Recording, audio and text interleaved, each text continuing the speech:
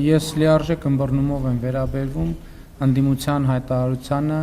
հարկային բեռի ծանր լինելու մասին, որովհետև այդ ընդդիմությունը երբ որ իշխանություն էր, սովորեր, որ իրենք հարկեր պետք է չվճարեն, եւ բնականաբար, երբ որ հիմա նրանք ստիպված են աշխատել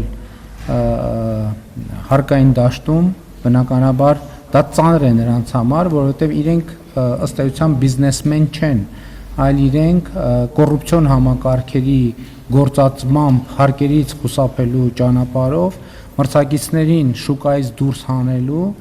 եւ ջերմոցային պայմաններում փող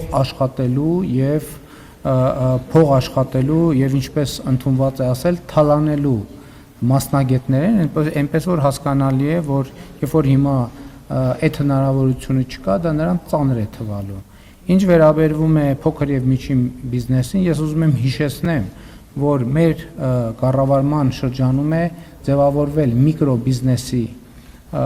համակարգը, երբ որ ամենափոքր բիզնեսների համար ստեղծվել են հատուկ պայմաններ եւ մեր քաղաքականությունն է, որ մենք խթանենք, որպեսզի բիզնեսները ոչ թե լինեն գնալով պակաս հաջողակ, այլ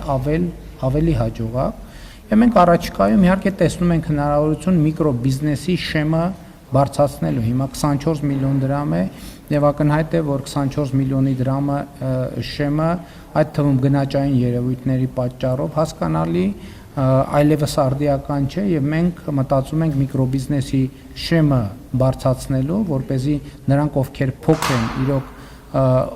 աշխատեն հատուկ պայմաններում, իսկ մյուսները հնարավորություն չունենան փոքրի անվան ներքո խուսափել հարկերից։ Ուզում եմ նաև ձեզ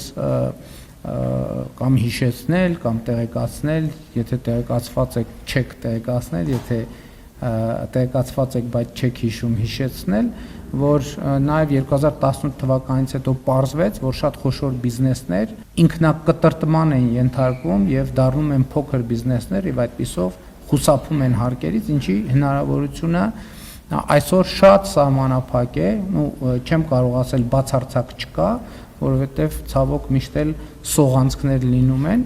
եւ ես այդ դժգոհությունը հասկանում եմ, բայց ուզում եմ նաեւ դիմել Հայաստանի Հանրապետությունում աշխատող, արդյունք ստեղծող, հարկեր գեներացնող եւ վճարող քաղաքացիներին, որպեսզի նրանք տեսնեն, որ իրենց վճարված հարկերը դարձնում են հոյակերտ եւ ժամանակակից բոլոր պայմաններին համապատասխանող մանկապարտեզներ, դպրոցներ, որոնք հագեցած են ժամանակակից գույքով եւ ենթակառուցվածքներով եւ ելի ուզում եմ ընդգծել, որ հարկերը պետության եւ ինքնիշխանության կարեւորագույն ատրիբուտներից են եւ ուզում եմ Հայաստանի Հանրապետության բոլոր քաղաքացիներին եւս մեկ անգամ կոչ անել, որպեսզի նրանք որևէ գնում անելիս չմոռանան պահանջել, ստանալ եւ վերցնել հսկիչ դրամարկային կտրոնը, որովհետեւ դրանով է, որ մենք ապահովում ենք առողջության ապահովագրություն, այդ թվում ոչ միայն, բայց այդ թվում դրանով առողջության ապահովագրություն, թոշակների բարձրացում եւ նրանք ովքեր խոսում են, ովքեր ում հանրային խոսույթը հարկերի դեմոնիզացիան է, ձեր նշած խոսույթով, նրանք ուզում են չեղարկել առողջության ապահովագրությունը, նրանք ուզում են չեղարկել թոշակների բարձրացումը, նրանք ուզում են կասեցնել դպրոցների եւ մանկապարտեզների շինարարությունը, նրանք ուզում են կասեցնել ճանապարհների շինարարությունը եւ այլն եւ այսպես շարունակ։ Եվ ելի ուզում եմ ասել, կա հարկ, կա բարեկեցություն, չկա հարկ, չկա բարեկեցություն, որովհետեւ ելի ուզում եմ հիշեցնել, որ Հայաստանի Հանրապետության յուրաքանչյուր քաղաքացու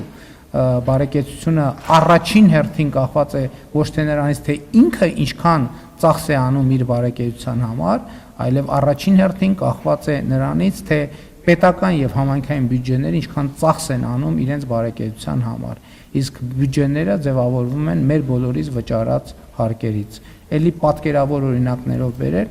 որևէ մեկը կարող է իր համար մի քանի $100,000 Ferrari գնել, բայց ով էլ լինի չի կարող հանրապետությունում իր Ferrari-ի համար ճանապարհներ կառուցել, դա պետք է անի պետությունը պետական բյուջեի միջոցներով։